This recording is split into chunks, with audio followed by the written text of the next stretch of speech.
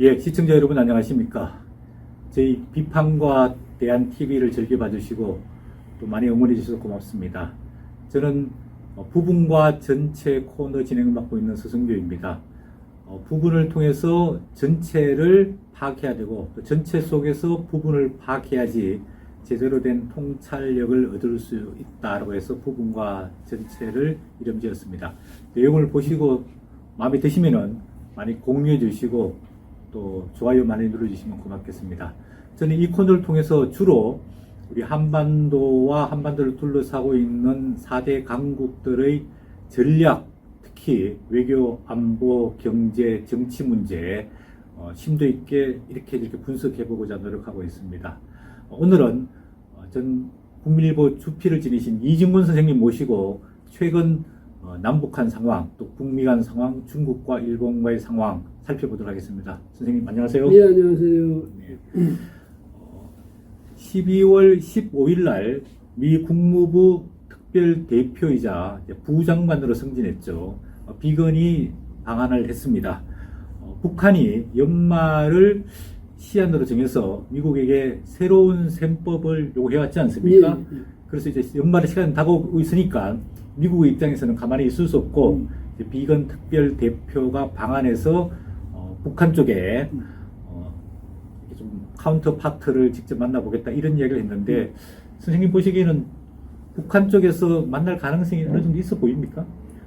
그런데 북한 측이 이제 미국에서 어떤 새로운 셈법을 갖고 왔느냐 여기에 따라 이제 자기들 태도를 결정하겠죠. 그런데 아마 뭐 뒤쪽으로는 그러니까 앞으로는 뭐 이렇게 공식적으로 만나고 어쩌고 한다더라도 그 모든 사전 준비 작업은 뒤쪽에서 이제 이야기가 나올 것 아니겠습니까? 예. 그렇죠. 그런데 새로운 셈법이라는 게 비건이 과연 갖고 왔느냐 이걸 보겠죠. 예. 근데 제가 생각할 때는 비건이 특별한 무슨 새로운 셈법 그러니까 대안을 갖고 온 것 같지는 않아요. 왜? 예.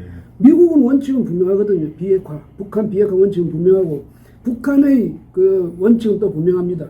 조선 반도 비핵화. 그 다음에 우리는 절대로 비핵화하지 않는다. 이건 분명한 원칙이니까 이 점에서 이제 북한은 옛날에 우리가 늘 이야기했던 벼랑끝 전술이라든지 자해 공갈단 비슷하게 해가지고 예. 자꾸 그럼 우리 죽어버려 같이 끌어안고 죽을 거야 이제 이렇게 되는데 미국이 또 그동안에 이제 역사적으로 보면 그런 공갈 외교에 넘어간 적이 없거든요. 예. 그래서 아마 이런 것 때문에 저는 연말 새로운 셈법 이걸 가지고 협상을 벌인다 이게 어렵지 않을까 이런 생각이 듭니다. 예.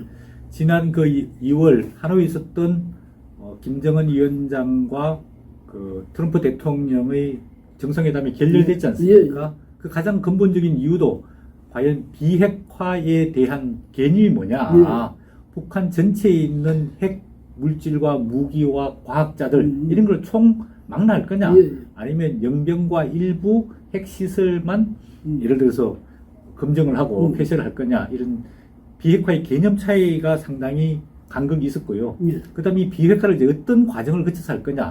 미국은 한꺼번에 하자는 이야기고, 예. 북한은 조금씩 잘라서 하겠다는 이야기, 스텝 바이 스텝으로 예. 하자는 이야기 아니었습니까? 그리고 마지막에 비핵화의 종국적인 결과에 대해서 아까 선생님 말씀하셨다시피, 북한은 결국은 비핵화를 하더라도 비핵화 능력을 갖고 있겠다는 거거든요. 예. 또는 핵무기를 갖고 있는 핵 무장 국가로서의 위치를 존재를 인정해 달라고 사실은 말은 안 하지만 그렇게 요구하고 있는 것 아닙니까? 그렇게 된다면은 미국은 비핵화를 요구하고 있지만 북한의 입장에 봤을 때 비핵화를 하면은 무장 해제를 하는 건데 자기 스스로 국가의 안보를 지킬 수 없다고 생각하면은 현실적으로 북한의 비핵화 이게 가능할까요? 저는 북한의 비핵화는 이제 이미 물 건너갔다. 예. 그러니까 앞으로 그거는 협상의 대상이 되기 어렵다. 근데 사실은요. 작년 6월 12일 싱가포르에서 4개항 합의했잖아요. 예. 트럼프하고 김정은 사이에서 4개항 합의했는데 그 중에 핵 문제가 들은 게 세 번째 항이에요. 예. 근데 거기 뭐냐면 한반도 비핵화로 돼 있거든. 예. 거기서부터.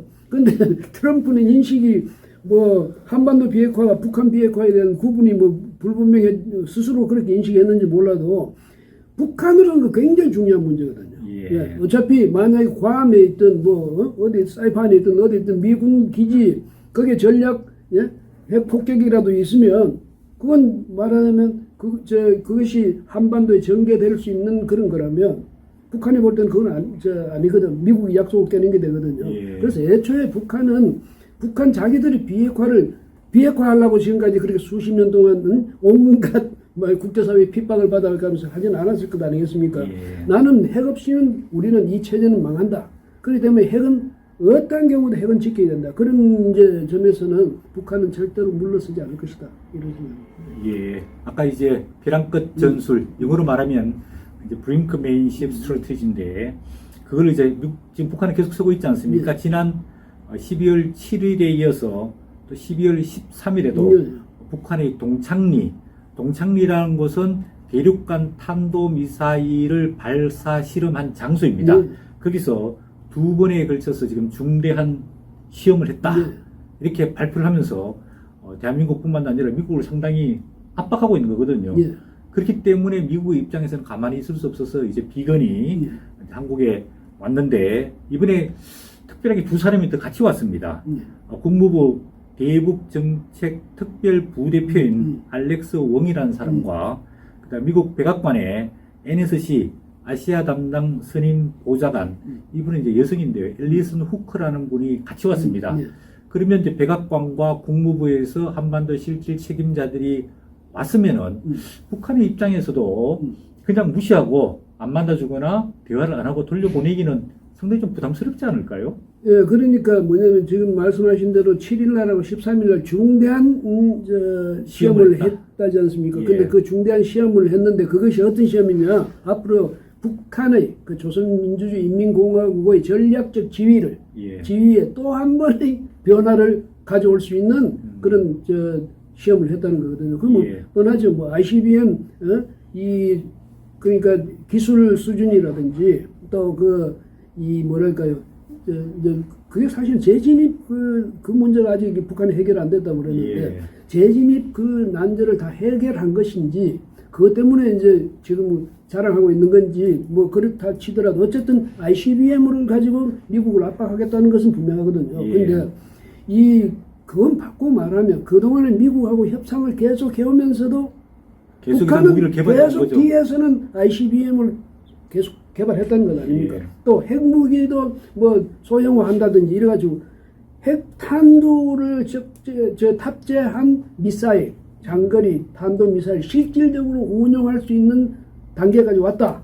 이런 걸 아마 지금 과시하는 거겠죠. 그러면서 미국에 대해서 이제 우리 그다음 지금은 그야말로 내 버튼만 누르면 바로 미국으로 날아가 이런 식으로 지금 압박을 가는 거겠죠. 그런데 미국이 비건이 왔는데 그런 이제 압박에 굴하기 위해서 온 건 아니지 않겠습니까? 지금 이제 아무래도 북한이 미국에 대해서 추가 도발할 가능성이 있는 것이 그 대륙간 탄도미사일인 ICBM이냐 아니면 그보다 좀 부족한 뭐 중장거리 미사일일 것이냐 아니면은 좀 위장된 위성 발사용 미사일일 것이냐 이것에 대해서 전문가들이 조금 의견이 분분하고 있는데 만약에 북한이 아까 말씀하신 중대한 2000내년에 20년 변화를 맞이하기 위해서 스스로 자립하기 위해서 ICBM을 만약에 도발한다면은 이거는 대한민국과 일본의 안보뿐만 아니라 미국의 하와이를 넘어서 알래스카와 미국의 동부 지역까지 서부 지역까지 타격할 수 있을 정도의 능력이 되면은 사실상 미국 안보에도 굉장히 위협이 되고 또 사실상 지금 미국 트럼프 대통령이 탄핵 과정이 있지만은 이제 미국 대선이 있기 때문에 미국으로 그냥 가만히 손 놓고 지켜볼 수만 없지 않을까요? 그러니까 지금 북한이 노리는 게 그거죠. 만약에 이제는 미국 본토까지 우리가 겨냥할 수 있다. 그것을 여기서 그러니까 동창리 뭐 서해 위성 발사장에서 쏘면 그것이 바로 LA는 떨어진다. 뭐 이렇게 됐을 경우에 그 다음에 또 SLBM 있잖아요. 그거 잠수함 쓱 가가지고 미국 연안까지 가가지고 쏠 수도 있다. 맞습니다. 그 SLBM 기술도 거의 지금 이제 자기들 말로는 완전히 개발됐다는 것 아닙니까? 이런 식으로 하면 미국이 다른 방법이 있겠어? 이 말이죠. 그러니까 미국과 우리는 결국은 핵 군축 협상을 상대지 당신하고 우리는 우리 일방적인 비핵화 협상 지금 하는 거 아니야. 지금 원칙 분명한 원칙이 그거거든요. 그랬을 때 이제 미국은 문제는 이것을 그러니까 북한에 대해서 어느 정도 양보를 하고 이건 이제 동결선에서 핵 동결선은 그 정도에서 양보하고 넘어가 그다음에 ICBM은 절대로 개발 안 하겠다는 선서 받고 이렇게 넘어갈 것인지. 예. 근데 제가 생각할 때 더 큰 문제는 미국 머릿속에 대한민국 그 존재가 그 핵 문제하고 관련해서 과연 머리에 들어있는지 그걸 잘 모르겠어요. 예, 상당히 이제 우리 대한민국 국민으로서는 불안하고 곤혹스러운 상황인데요. 제가 그 미국 트럼프 대통령이 2017년 1월 21일 날 취임했는데 그 전에 트럼프 대통령이 어떤 국제 전략과 외교 전략을 가질 것이냐 여러 가지 자료도 보고 영상도 많이 봤는데 트럼프 대통령이 이런 이야기를 했습니다. 나의 외교 전략의 멘토는 키신저 국무장관이다. 이렇게 이야기를 했고요. 키신저 장관이 트럼프 대통령을 만나서 여러 번 많은 제안을 했던 것 같습니다. 그 중에 하나가 키신저 전 국무장관이 한반도에서 미군 철수론을 이야기했습니다. 네. 대한민국은 미국 입장에 봤을 때 약간은 중요하지만은 미군을 주도하고 미국의 많은 예산을 투입해가지고 지켜야 할 만큼의 가치가 있는 지역이 아니다. 그래서 장기적으로는 주한미군을 한반도에서 철군해야 된다. 이런 식으로 조언했던 내용들이 상당히 많아서 야 이거 앞으로 대한민국 안보가 상당히 문제가 되겠구나. 우리도 미리 준비를 해야 되겠다. 이런 생각을 많이 했는데 트럼프 대통령이 그동안에 유엔과 미국의 대북한 제재를 유지했지 않습니까? 하면서 또 한편으로 대화를 통해서 풀려고 했는데 결국은 북한은 유엔과 미국의 경제 제재를 무력화시키면서 어쨌든 간에 무기 개발에 성공하고 있는 것 아니냐 이렇게 보여지고 있는데 미국 내에서도 보니까 상당히 걱정을 많이 하고 있는 것 같습니다.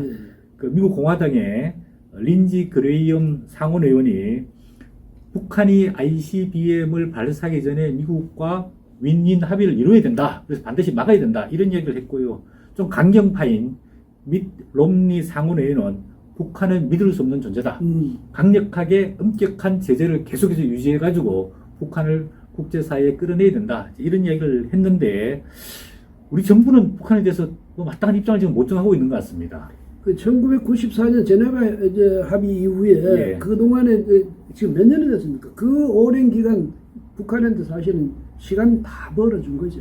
다 벌어주고 지금까지 왔는데 문제는 이제 아까 키신저 말씀하셨습니다만 키신저뿐 아니라 뭐 트럼프도 마찬가지 아메리카 퍼스트 아닙니까?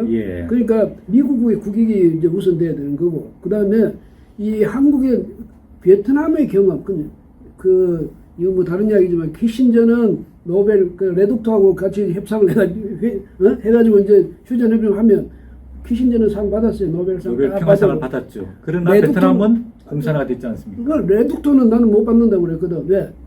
아직 우리 이 통일이 이루어지지 않았기 때문에 나는 그런 정도 차이예요. 그러니까 미국 사람들이 이제 그 이기적인 마인드하고 이 사람들의 민족주의적인 마인드가 그렇게 차이가 있었단 말이죠. 그다음 미국으로서 현실적으로 생각해 볼 때 결과적으로 보면 이 베트남에서 철수했던 게 지금 오늘날 와서 어떻겠습니까? 오히려 미국 국익에 훨씬 도움이 됐잖아요. 베트남하고 지금 아주 긴밀한 그런 관계가 됐듯이 한국이 뭐 그렇다고 해서 미국에 있어서 무슨 뭐 엄청난 그런 우리만 맹방이라고 생각하지만 미국은 그게 아니거든. 부담일 수도 있거든요. 그런데 지금 말씀하셨듯이 문재인 정권이 과연 미국의 이제 중요성을 그렇게 인식했느냐? 아니거든. 맨날 입만 열면 자주 뭐 자유 이렇게 이야기하고 민족 자주 이걸 이야기하고 하니까 미국으로서도 좀 지칠 때가 되지는 않았나 이런 생각이 듭니다. 지금 이제 대한민국 안보의 가장 주축인 이제 한미 동맹이 상당히 조금 완화 내지는 무너지고 있다 이런 걱정이 많이 들고 그 반면에 또 일본과의 관계도 상당히 악화돼 있고요. 중국과의 관계도 상당히 악화돼 있고 또 러시아의 관계도 썩 좋지 않고 그렇다고 북한과 대화 협상이 잘 되고 있는 것도 아니고 상당히 대한민국 그 외교와 안보가 사면초가 또는 이제 고립무원에 빠져 있는 것 같은데 지금 이제 미국과도 주한미군 분담금 문제가 지금 해결이 잘 안 되고 있지 않습니까? 이제 일본이랑은 아베 총리와 문재인 대통령이 12월 말 이제 그 한중일 정상회담에서 뭐 만날 예정이라 그러는데 아직까지 구체적인 뭐 합의라든지 내용 이런 것들은 알려지지 않고 있고요. 얼마 전에 이제 중국의 왕이 외교부장이 이제 대한민국을 다녀갔지만은 아직까지 중국과 이런 군사적인 문제, 외교적인 문제, 특히 이제 경제 문제 이런 것들이 해결되지 않고 있는데 우리 선생님 보시기에는 앞으로 대한민국의 안보, 외교 대전략 어떻게 가야 하는 게 바람직하다고 보십니까? 우선요, 문재인 정권에 과연 외교가 있는지 없는지 저는 잘 모르겠고, 대북 예. 정책이 있는지 없는지도 잘 모르겠어요. 그러면 우리는, 이 우리 국가 안보를 위해서는 미국하고의 동맹은 어쩔 수 없이 강화해야 됩니다. 그럼 우리가 문정인 씨가 무슨 중국 해구산 이런 황당한 그 이야기를 말이죠. 다른 사람도 아니고 학자가 그런 이야기를 하고 이런데 대통령 듣보라는 사람이 그건 안 되고 그러면 우리가 가장 강력한 힘을 발휘할 수 있는 것, 영향력을 예. 또 우리가 안보를 그래도 가장 그 굳건히 할 수 있는 방법은 다른 것 없어요. 미국하고 전통적인 이 동맹 관계를 강화하면서 일본하고도 이 안보적 차원의 연대를 강화하는 수밖에 없죠. 그런데 우리는 지뢰 뭡니까? 저 중국한테 3No 이래가지고 말이죠. 세계 중에 한미일 군사동맹체제를 추구하지 않는다 뭐 이런 식으로 이야기하고 우리가 다 미리 다 내줘버리고 말이죠. 그럼 중국이나 러시아는 물론이고 북한이 우리를 겁내겠습니까? 이거는 안보 정책이라고 할 수도 없는 거죠. 그래서 중요한 거는 안보 체제 또 안보하고 외교에 있어서 제대로 된 정책 좀 세우라.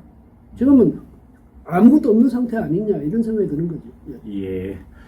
오늘은 그 최근에 북한이 연말을 시한으로 미국의 새로운 셈법을 요구하고 또 동창리에서 2번에 걸쳐서 중대한 시험을 했다는 이제 발표가 있는 상황 속에서 미국의 국무부 그 특별 대표인 비건과 또 NSC 선임 국장들이 서울을 방문해서 지금 이제 북한과 미국 간에 어떤 협상 또 만남이 있을 거냐 없을 거냐 그리고 이 연말 이후에 우리 한반도 안보가 어떻게 전개될지에 관해서 이진권 전 주필님 모시고 말씀 나눠봤습니다. 주필님 고맙습니다. 예, 고맙습니다.